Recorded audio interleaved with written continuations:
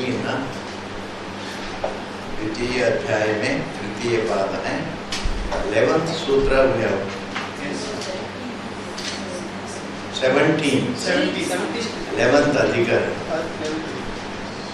आत्मा श्रुते नित्यत्वाच्युताभ्याम. So Atma has no birth and death. Why?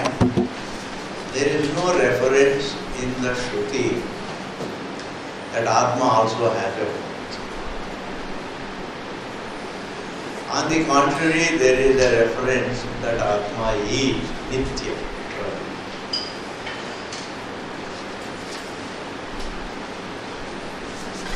And Tapyaha, that is where Vichara is required. On the basis of the Shruti Vakyas, on the basis of Anubhava, and on the basis of the Yukti, Tapyaha, through them means when you have all the three. It's clear that Atma is eternal. Eternity cannot be talked about without the evidence of experience. In fact, nothing can be talked about without the evidence. If you talk about something unless it is evident, then you are just, you are imagining something. It's not a pramana siddha. It becomes purusha tantra, means subjective imagination. Based upon subjective imagination, based upon subjective likes and dislikes, that is called Purusha Tantra. Purusha means an individual, Tantra means depending upon the individual. Any subjective imagination, subjective belief without evidence, subjective raga dveshas, they are all called Purusha Tantra, choice-based. I choose to think like that. I choose to believe like that. I choose to like that. It is a choice-based. Choice-based means Purusha Tantra. Therefore, there is no evidence when we talk about the eternity of the self. We have to marshal. We have to look into all the three evidences. They mentioned by the Shruti and the Anubhava and the Anubhava based reasoning. Shruti Sambhava Yukti, Shruti and Shruti, Anugrahita Starka and Anubhava. In fact, the concurrence of the three is what is called Samanvaya. Yes, within the scripture there is agreement between one Vakya and another Vakya, that is also Samanvaya. But Mahasamanvaya is Retha agreement is, Mahasamanvaya is between Shruti and Anubhava and Anubhava based Tarka. And therefore, on the basis of these three, Atma is Nitya but not Anitya. And the next sutra, Yaha Atayeva. Yaha. On that basis, because Atma is Nitya, it is consciousness. Yaha. Janati, the one who knows everything is Yaha. The truth alone is the knower of everything. The truth alone is the knowledge being also. So the sun is the light. The sun is the light. But in relation to some object that is illumined by the sun, it is the illuminer. Here comes. Every relationship brings about ER. Illuminer. verb, see, hear, taste, think, etc. Whenever there is there is some relationship. Maybe kalpita relationship, it doesn't matter. All relationships are kalpita. Social observation tells all relationships are kalpita. Vedanta says even source creation relationship is kalpita. What to talk of wife and husband relationship? That doesn't figure. What to talk of jiva relationship. Jiva relationship also is non-eternal. Whereas even source creation relationship is kalpita, is negated. It is erroneous. All relationships are erroneous. Therefore, the truth in relation to the universe consciousness, in relation to the kalpita jagat, it is the knower of. By itself, it is knowledge absolute. It is awareness unlimited. Aware of is a relation. Awareness, that is its swarupa, non-dual awareness. The sun is a light, but in relation to what it illumines, it is called the illuminer.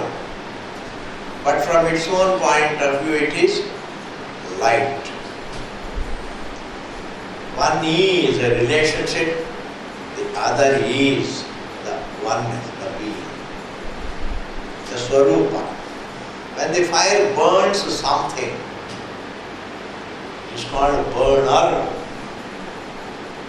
It's called burner.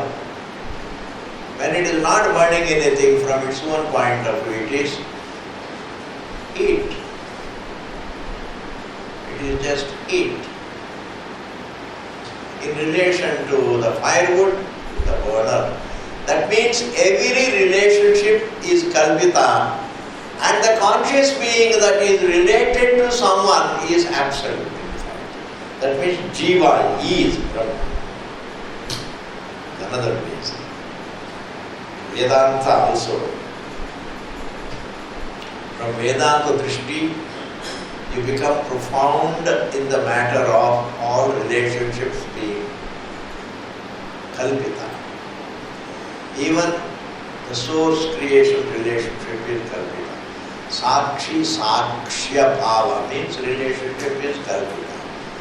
The seer of the waking and the waking is kalpita. Seer-seen relationship. Experiencer experienced relationship.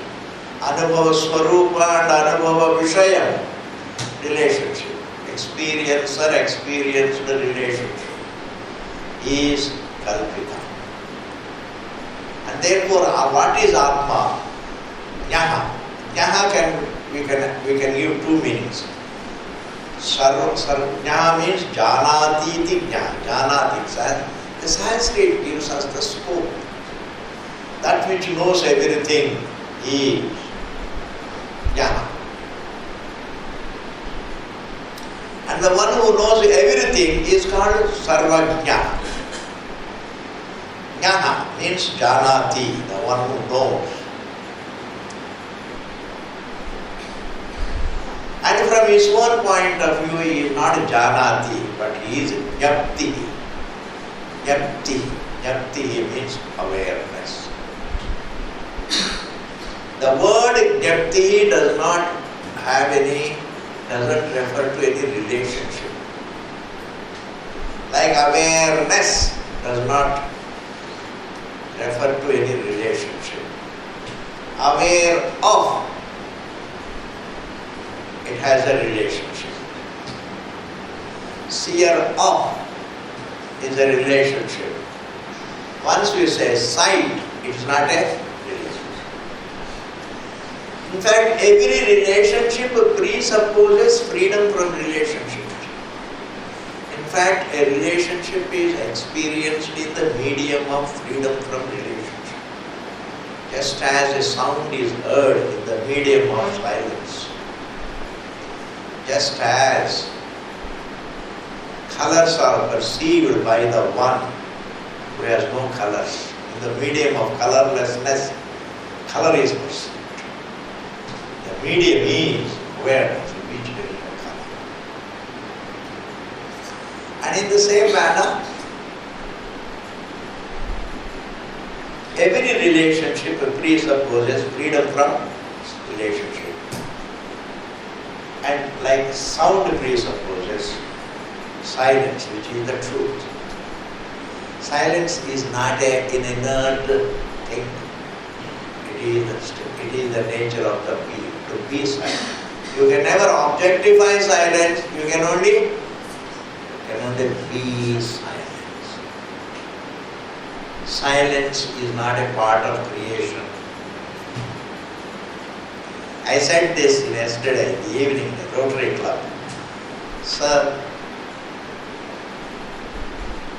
don't have any distrust in your life. Unless you are stupid, you will not ever close Vedanta. You always keep it open till the end. Unless, of course, you are stupid. They all clap. I never knew that we, by way of being called stupid, also people clap. Because the truth is peace. Peace is synonym to silence. And silent peace is the nature of it. Because silence is not a part of creation. That means peace is not a part of creation. And comfort is not a part of creation. If comfort were a part of creation, I can just straight away take it. Yes, I mean. Therefore, sir, you don't have to distrust. Don't trust to the sense pleasures, but to trust your being.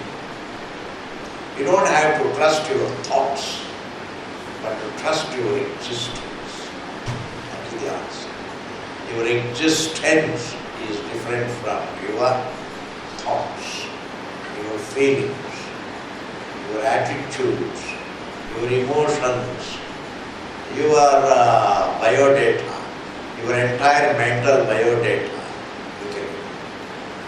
your entire physical biodata, you can ignore, you can distrust. But your being has no biodata. Your being is eternal. Existence. Therefore, every relationship presupposes the freedom from being. Therefore, jnana can mean, one meaning is the one who knows everything. It becomes a relationship. There is a knower. Truth is the knower of everything, and the creation is everything. The things are created, kalpita. The seer is the reality. And from his own point of view, the seer of something from his own point of view is your non-dual sight. It is the non-dual sight that looks like the seer of. Therefore, the seer of is, from his own point of view, is non-dual sight. The one who is aware of is, from his own point of view, the one who is aware of. The one who is aware of is, from his own point of view, awareness, absolute. I have to use some language, awareness, absolute. Aware of becomes the relative, meaning that relationship. But that is a kalpita relationship, and therefore the one who is aware of by nature is awareness, absolute. Thus, jnana can mean two meanings. It has two meanings. Jnana, the one who knows everything, and the one who is knowledge absolute. And this logic should be applied to everything, Adhyarabhava. The same consciousness is the source of everything. From his own point of view, the existence absolute. As the source,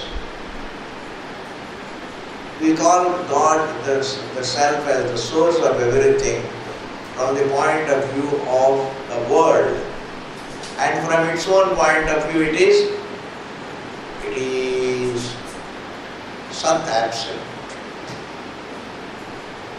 Sat Absolute, Satyam Absolute, and in relation to the universe, the source. Without taking the help of the source, the Sat, how do we explain away the universe? You can't explain. This is explained away as made of the Sat. Therefore, Ataha eva jnana, and for this very reason, Atma, for the reason that the Atma is eternal, for the reason that Atma is eternal, Atma is knowledge absolute. What always is only jnana. A thought is non-eternal, consciousness is eternal. A form is eternal, existence is. A form is non-eternal, existence is eternal. This is over the. Therefore, what has the birth and death is only Shariram. The five koshas can have, they become manifest and unmanifest. Panchakoshas become manifest in the world, manifest in the self, and become unmanifest. When they become unmanifest, we call it death. Otherwise, there is no. If death, inadvertently we think of death as something getting nullified. A lot of inadvertent thoughts, take place in our mind. And those inadvertently entertained thoughts come in the way of reflection. So you have to be very deliberate. When it comes to Vedanta, you have to be very, very deliberate. What am I thinking? What am I hearing? You have to be deliberate, because Jiva is full of erroneous, wrong thoughts about himself, inadvertently. Call it inadvertently entertained thoughts or swabhavika thoughts. Death means nullification of everything. Shunyam. I am just a form. I am a passing phenomenon, etc. In fact, the worst thoughts we entertain about our being, the truth. And when we entertain the worst thoughts about ourselves, the being, the consequences have to be unhappiness. The worst does not mean in terms of morality. I am limited. The unlimited is seen as limited. It's a very erroneous worst. The eternal is seen as non-eternal. The conscious, the solely conscious being is seen as the limbed. The limbless is seen as the limbed. The formless is seen as the form. The non-physical is seen as physical. Non-biological, non-psychological, non-mind is seen as psychological and physiological. Therefore, it's every distortion is to our disadvantage. One Swami tells, sometimes a distortion is to your advantage. At at least it gives you some false happiness. It happened to be a glass piece and you thought it is some diamond. थोड़ी देर के लिए तो you are happy to your advantage. A glass piece can be viewed as something better than it. Even a shell can be viewed as something better than it. A shell can be distorted as silver. A glass piece can be distorted as a diamond. But the infinite cannot be distorted as something better than infinite. Every distortion is to man's disadvantage. Because the infinite cannot be distorted for something better than it. It is always less than it. And in this connection you can see one thing. Therefore the pleasure and pain both come under pain. Why? Because pain alone is less than ananda. We can't say the distortion about the truth is, it is distorted, it is felt to be both pleasure and pain. I say pleasure also has to be bracketed with pain, then alone it works. Because anandam can be distorted as anandam. Anandam cannot be mistaken for anandam. Anandam is mistaken for dukkham. And therefore sukham and dukkham both come under dukkham. Anandam is mistaken for sukham. Are you able to follow this point? Therefore it is logically right to say Sukham also is Dukkha because there is a struggle for it. To achieve it, there is a struggle, and to keep it is a struggle, and to lose it, of course, is also a struggle. Yaha ataha eva, this is over. Then the next sutra, Utkranti, Gati, Agatinam, Utkranti. See, from here on, this is Utkranti, Gati, Adhikaranam. Now begins the topic. The topic of departure, travel, return. This is called Utkranti, means departure, leaving the body. Gati, travel. Agati, return. The topic of departure from the body, the topic of travel, and the topic of return. But here, on the basis of these three, we have a Purva Pakshi called Vaiseshika. A Vaiseshika is one who looks upon the self as atomic, means small, imperceptibly, infinitesimally small. Infinitesimally small. Very, very small. Ungraspably small, ununderstandably, small to be ununderstandable, etc. This is atomic. Atomic means meaning small, small dimension.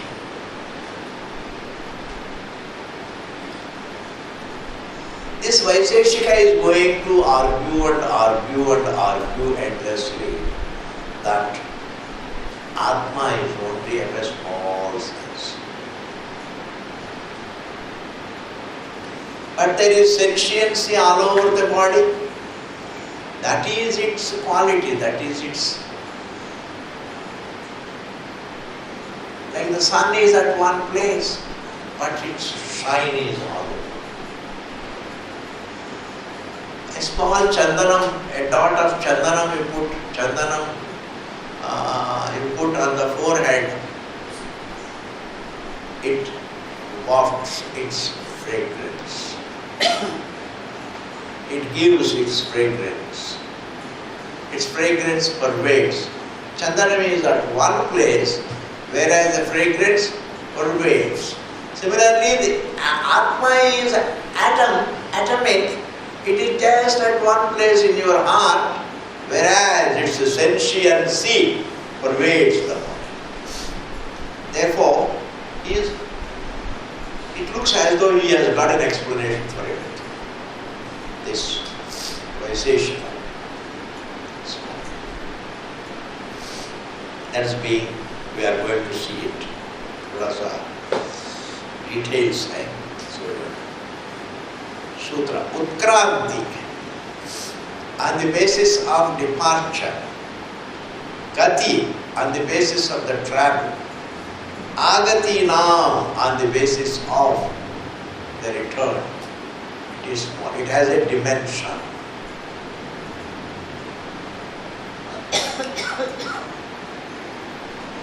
Dimension can be small, big and bigger. Bas.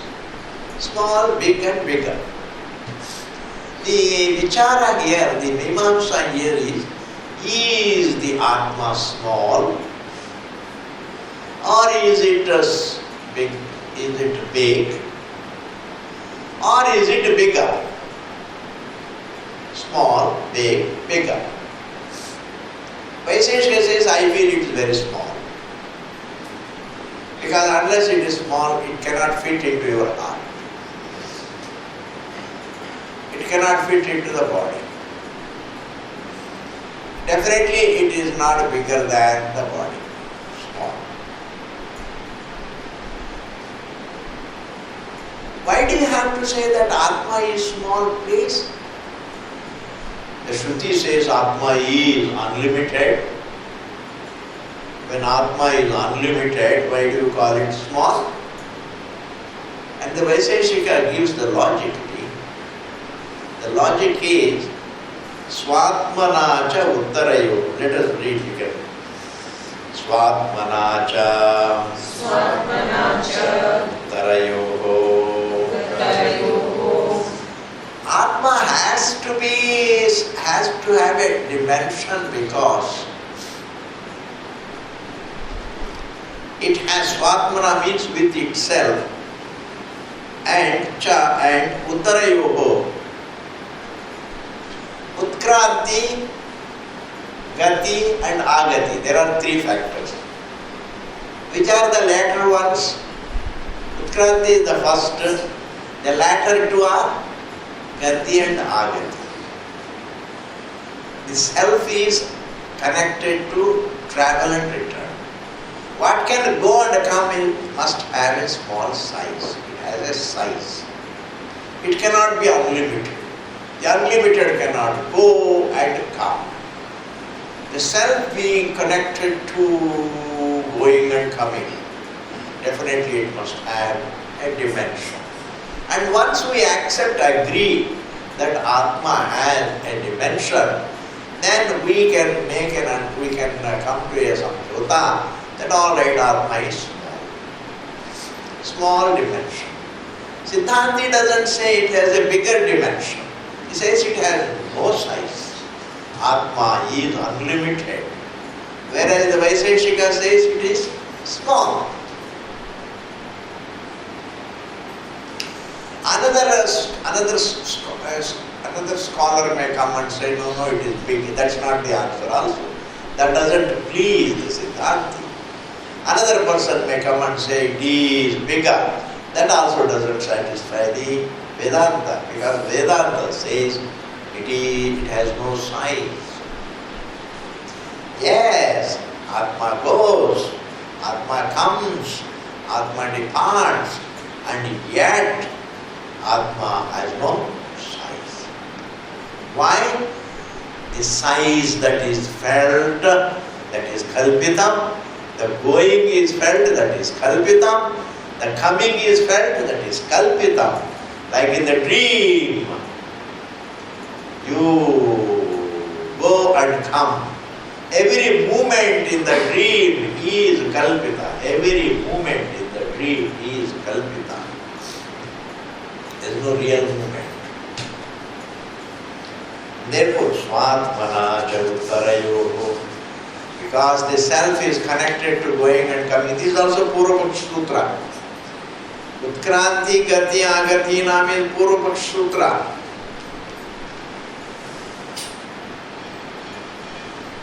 The third one also is Purva-Paksha Sutra. Na anumo atachruterit chenna itaradhikarat. Let us read this. Na anuho atachrutehe iti chenna itaradhikarat. Yes, Siddhanti, if you were to say that Nanuhu, Atma is not small. Nanuhu, Atma is not small. Why Atatshrutehe? The Shruti does not make a reference to Atma as small. There is no mention of Atma being small. Atma is mentioned as Sukshma, subtle. Anor Aniyan Mahato Maniyan means smaller than the, subtler than the subtlest and bigger than the biggest. Anu Shabda that is used in Vedanta is in the sense of subtlety. Anu Shabda is not used in the sense of size. That explains away everything. The basis for all confusions. This word. Atma is small. Atma is not small. Atma is subtle. Subtler than the Akash. Subtler than the thought. Subtler than the pleasure and pain. Subtler than the emotions. Subtler than the Vijnanamaya kosha and Anandamaya kosha. So, Purva-Pakshi tells the Siddhantis, hey Siddhanti, if you take a stand that Atma is not small, because there is no mention, the Vedanta has not mentioned that Atma is small. If you were to say so, na anumu atachruteriti chet na itaradhikara. Yes, Purva says, I also accept. Paramatma may be unlimited, but this Jivatma is small. Jivatma is small. I am talking about Jivatma. You may be thinking, Paramatma. I am not saying Paramatma is small. I am saying Jivatma is small. Whereas the Siddhanti wants to say that Jivatma in fact is Paramatma with a notion. So the Purva-Pakshi wants the Siddhanti to think that Paramatma is different and Jivatma is different. This Jivatma also doesn't have a size. Body has a size. The conscious being who thinks that I am the body doesn't have a size. Therefore, the sense that I have a size is also kalpita. The thought that I have a size is kalpita. Nanuhu atatsuteriti chenna itaradhikarat. Purva-Pakshi says.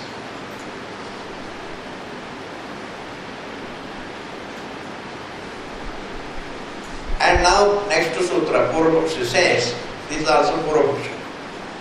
Swashabda Unmanabhyam cha.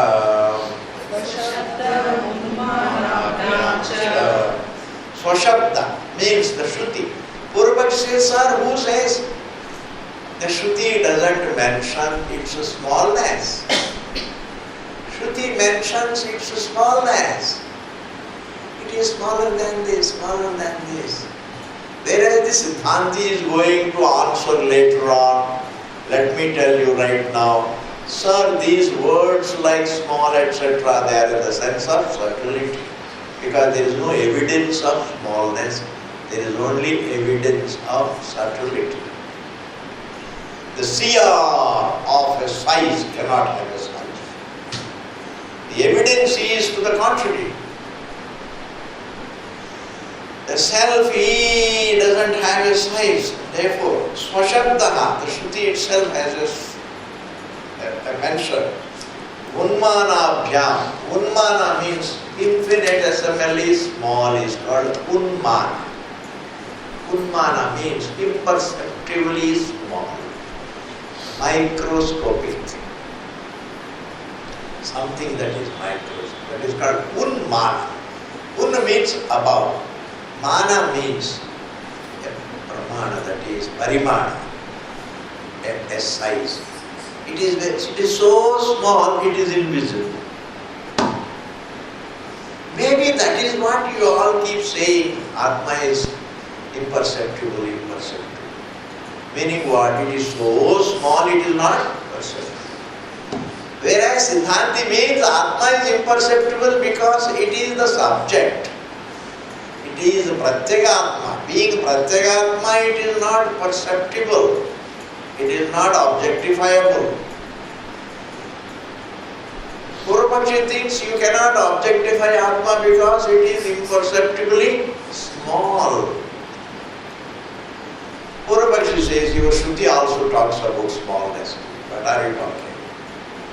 Your Shruti also talks. Where? Tell me.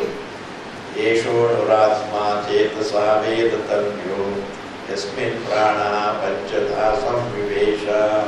He said, Yesha Anuratma. This Atma is very small. Chetasa Veditamya. It should be understood with Chetasa means with the great diligence. Yasmin in which Prana Panchada Samvivesha. In which appears all the prana, panchapranas. Panchapranas means the entire universe appears. The self is so atomic in which the entire universe appears. So, sir, Siddhanti, your Vedanta also says that Atma is Anu. Anu means small. You say Vedanta doesn't mention, but I am showing you this is what Vedanta tells. And it also says in another Vakya I will quote.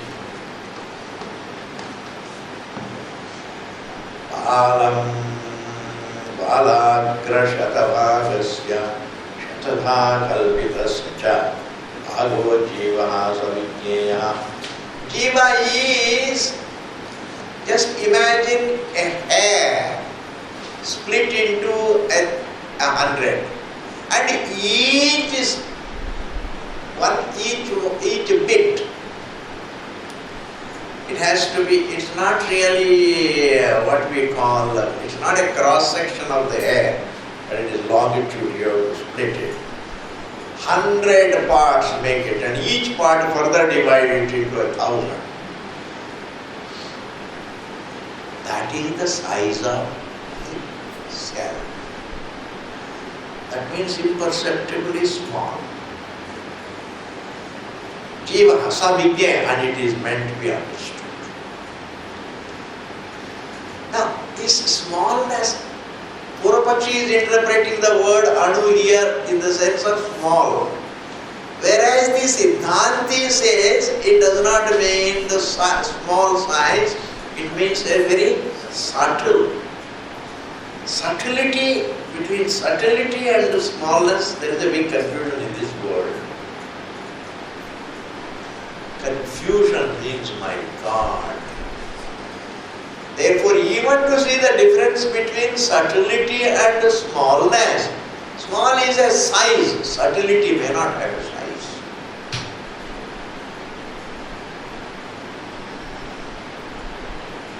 You have to reflect a lot even to see the distinction between the smallness and the subtlety.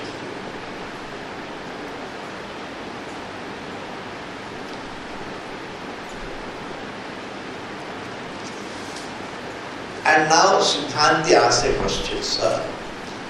He is going to answer later on in the coming sutra, that is Tadgunasaratvat, the great, very famous sutra. Tadgunasaratvat, Tadvyapadesha, Prajnavat. Under this sutra there is a lot of explanation. It will come. But now, what is mentioned as atomic by Vedanta is interpreted by the Purvapakshi as small, which is going to be answered later on by the Siddhanti, saying that Anu, the word Anu as mentioned by Vedanta does not mean the Parimana, it means the Sukshmata. Parimana means a size. Because if it is so small, how can the whole universe appear in it? How can the whole universe appear in it? How can it be a material for the whole universe? This is also going to be answered. The next sutra, Avirodha Chandanavat. The Vaiseshika Purvapaksha further argues, sir, if the Atma is so small, Siddhanti asks a question. If the Atma is so infinitesimally small, then how can there be sentiency all over the body? All over, and sentiency is Atma. Consciousness is another word for Atma. Sentiency is another word for Atma. Now the Purvapaksha says, no, consciousness is a guna. Sentiency is an attribute of that atomic self. So that sentiency, consciousness is a quality, a guna of that atomic self. That atomic self is there present in one's heart. And its sentiency pervades all over the body. The atomic self is there in the heart and sentiency is there all over the body. Therefore, there is no virodha, contradiction. The self can be atomic, the self can be very small, and still the sentiency can be all over the body, like Chandanavat. Like the Chandanam, I gave the example. You put the Chandanam and if it is a good Chandanam, it gives out its fragrance around. Similarly, the self is in one's heart and it gives out its sentiency all over the body. Therefore, sir, there is no virodha between sentiency pervading the body and the Atma being atomic can go together. There is no contradiction. Just because there is sentiency all over the body, it does not mean the Atma also has to be all over the body. No. Atma is at one place, it is atomic. Its guna, its quality pervades the body. Itiku says, Vaiseshika theory, Vaiseshika school of thought. Are not these views held by the public too? These are all the views held by the public all over the world. Atma thoda hai. Different views. The variety, in fact, God created variety, but human imaginations about Atma are more variegated than God's creation. God's creation has a variety, but human imaginations about the truth, they have a greater variety. Unbelievable.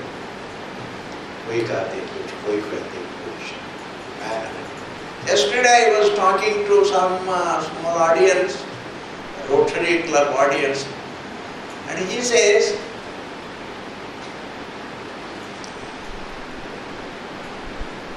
Silence is absence of the sound. Yeah, silence is not absence of the sound. There is no thing. You can't experience silence. You can experience silence even without the memory of the sound. You can just be quiet. Silence is an independent, it has its own identity. Colorlessness is not just absence of colors, it has its own identity. That it has its own identity has to hit the thinking of the great thinker. What we call the absence of something has its own identity. If it is not accepted as to have its own identity, it becomes shunya. Freedom from thought has its own identity. It's not just absence of thought. Timelessness has its own identity, not just absence of time. Freedom from dukkha has its own identity. Peace has its own identity. Silence has its own identity.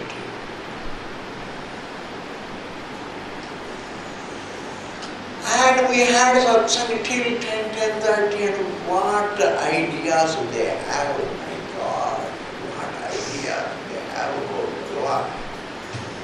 I wonder, I am not surprised to know that fearing the Rotarians, Brahmaji ran to Brahmaloka. Fearing the Rotarians, Vishnuji ran to Vishnuloka. Shivaji ran to Himalaya. Supposing you are a simple person, a villager, you don't have too many philosophers. Now, those who are supposed to be widely read, those who claim to be widely read, they had variety of bizarre variety of imaginations. And one of them is Vaisheshika school.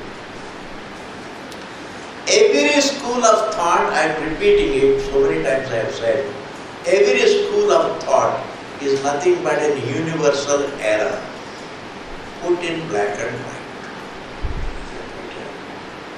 Every school of thought, every philosophy is a layman's thinking, but put in a scholarly language. Layman's views put in a grammatically correct language becomes a school of thought. Yes. Next sutra. Avasthiti Vaisheshyaditi Chenna Abhyupagamat Hridihi. He says, sir, Siddhanti, for a little while Siddhanti says, hey Purvapakshi, you seem to be right. The Atma can be atomic and it can give out its sentiency all over the body. But my question is, where can it position itself? Where can, in the body, where can the Atma relax? Where is Atma present in the body? From where to give all the sentience? Purvapakshi says that is no problem, it is there in your scripture also, in your Vedanta also, that the self is in one's heart. Therefore, let us accept that the atomic self rests in one's heart and gives out all the sentiency all over the body. Therefore, consciousness is not an independent fact. It is a guna of an atomic self. And this atomic self, its sentiency can pervade a small body, its sentiency can pervade a big body, its sentiency can pervade an elephant's body, it can, but still it has a size. But your Vedantic thinking that it is unlimited, that is too exaggerated a view. That consciousness is unlimited is something that is not true. Iti who says? Vaiseshika says. This is also Puravaksha. Next sutra. Gunatva Lokavat. These are all Puravaksha sutras. Gunatva Lokavat. The atomic self is a guni, is a noun. Lokavat, like in this world, everybody understands the noun-adjective relationship. Sentiency is an adjective, it is its quality. And quality can grow and shrink. Therefore, the sentiency, in an elephant's body, the Atma is atomic, but the sentiency spreads all over the elephant's body.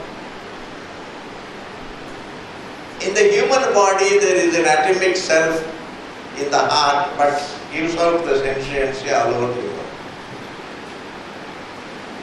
Lokavata, like the people understand this.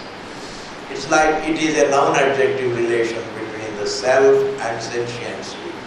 As in this world, there are nouns and adjectives. A tree is a noun with adjectives. You see, we go on studying grammar, and all that we learned in grammar school, grammar classes is that every object is a noun with adjective. Even Bhagavan is a noun with adjectives. Because there cannot be a noun without adjectives. There cannot be adjectives unless they are adjectives of some noun. Therefore, our entire education revolves around a noun-adjective relationship. And when it comes to Vedanta, they say there is no noun-adjective relationship between the truth and the creation. The truth is not a noun because it has no adjective. Truth is a fact. And the creation is a creation, but between the universe and its source, there is no noun-adjective relation. Between Atma and awareness, there is no noun and adjective relation. In fact, fundamentally, there is no noun-adjective relation. Even the felt noun-adjective relationship, like in a tree, there is some flaw in it. Minus all the adjectives, there is no noun. Now, which is the noun and which is the adjective? This is the noun. That means all the adjectives put together, it's otherwise called noun. Whereas we say noun has adjectives. So there is some kind of a flaw in it. Why? Because it is adhyasa. From beginning to the end, there is no noun-adjective relationship. There is only truth and error relationship. Even noun and adjective relationship cannot be sustained, cannot be argued, it cannot be proved. Swami Vidyaranya in his Panchadashi says this. Noun-adjective relationship cannot be proved. Because which is the noun and which is the adjective? Because all adjectives put together is a noun. And then we say noun has many adjectives. But then minus all the adjectives, there is no noun. Then what is this relationship? It becomes paryaya shabda, it becomes a synonym. All adjectives themselves are called a noun. Even the limb and the limbed relationship is a deception. The body is the limbed and these are all limbs. Minus all the limbs, there is no limbed. It's a deception. The limbed doesn't have its own identity. The limb also doesn't have its own identity. It is there only as a part of the whole. It's a part and whole. If you say part and whole relationship, or the limb and the limbed relationship, or the noun and object relationship, they are all deceptions, because sans adjectives there is no noun, sans limbs there is no limbed, sans parts there is no whole. Whereas sans the creation, the truth, the source, still is. Without the universe, Brahman is still there. That means Brahman is not a noun. If Brahman were a noun, minus all the adjectives, it would be non-existent. In a forest, there are many trees. Minus the trees, there is no forest. What is the relationship? There is no relationship, really. There is only a synonymity. All trees put together is called forest. It is another word, it is a synonym. All the limbs put together is called the limb. All parts are called the whole. The table is the whole, and all its parts are called the parts. But minus the parts, there is no whole. The kind of whole that man thinks has no identity of its own. Whereas the whole, the Purnam that Vedanta talks about, has its own identity. In that way, silence has its own identity. Silence has its own identity. Sound doesn't have its own identity. Because its identity boils down to the identity of silence. Thought doesn't have its own identity. Thought's identity boils down to the identity of awareness, which has its own. Only truth has its own identity. Everything else has only kalpita identity, deceptive identity. And therefore, all your Aadhaar cards and identity cards have no meaning at all. Really. At least Vedantis must think like this. These things have no meaning. They are there in Vyavahara, but then fundamentally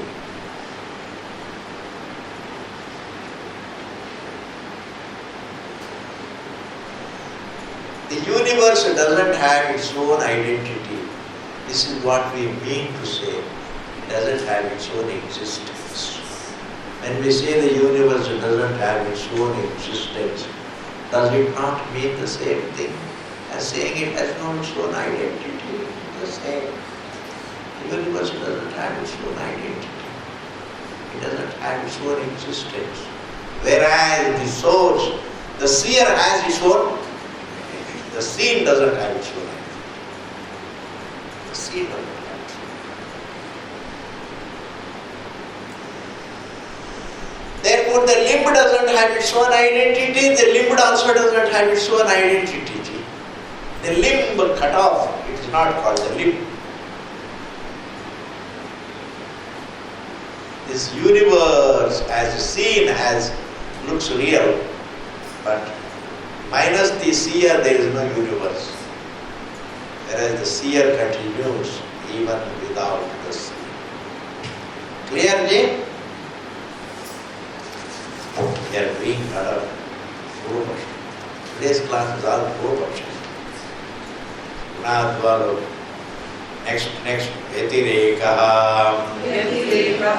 Gandhavat.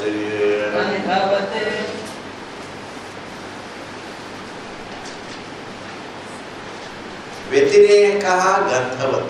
And now the Purvaksha comes up with a drastic step.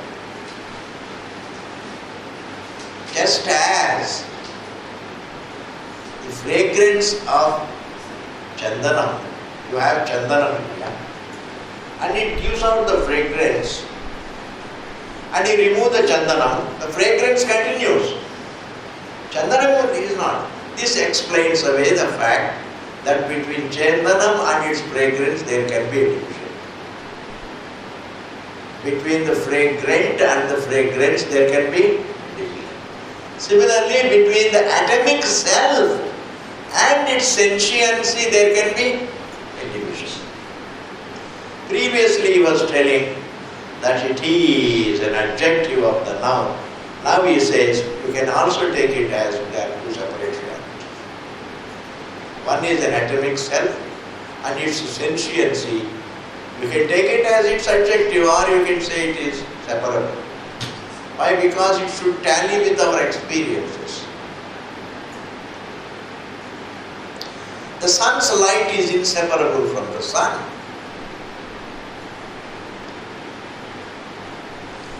The heat of the fire is inseparable from the heat, alright. Certain gunas are inseparable from the noun, alright. But the fragrance can be separated from the fragrant. Because sometimes you give out there is a fire and it gives out the smoke. Smoke is still hanging around, but the fire may not be there. This explains away the division between the smoke and the fire and the fragrance and the fragrant. Therefore, in order to tally with these examples, we can accept the sentiency to be an adjective of the self, or it can be taken as a separate thing from the self. It can be taken to be separate. Are you able to follow? Therefore, both the views you can take, no problem. Vyatirekaha gandhavya. Tatha cha darshayati. Two more sutras are there, we will finish them. Tatha cha darshayati. It is said, alomabhyaha anakagrebhyaha.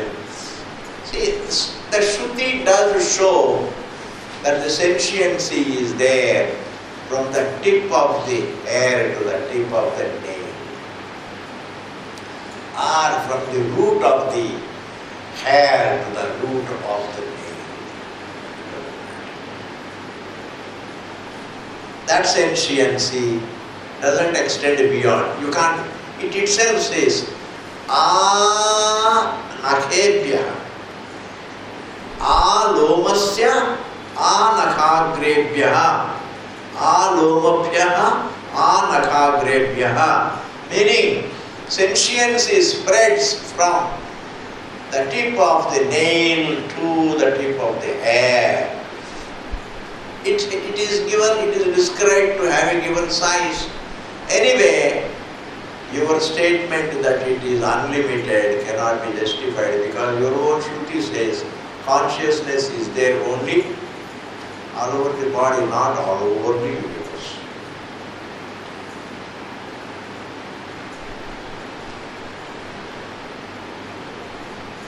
And the last sutra of the Purvapaksha, Prithak Upadeshat. Prithak Upadeshat.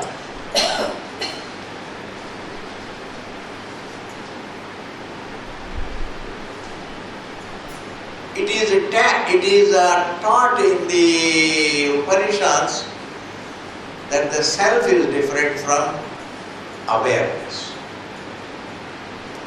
The self is said to be different from awareness. Why? The Shruti says, Atma enters the body by means of awareness. One is the sadhana, the one is Atma enters the body by means of prajna, awareness.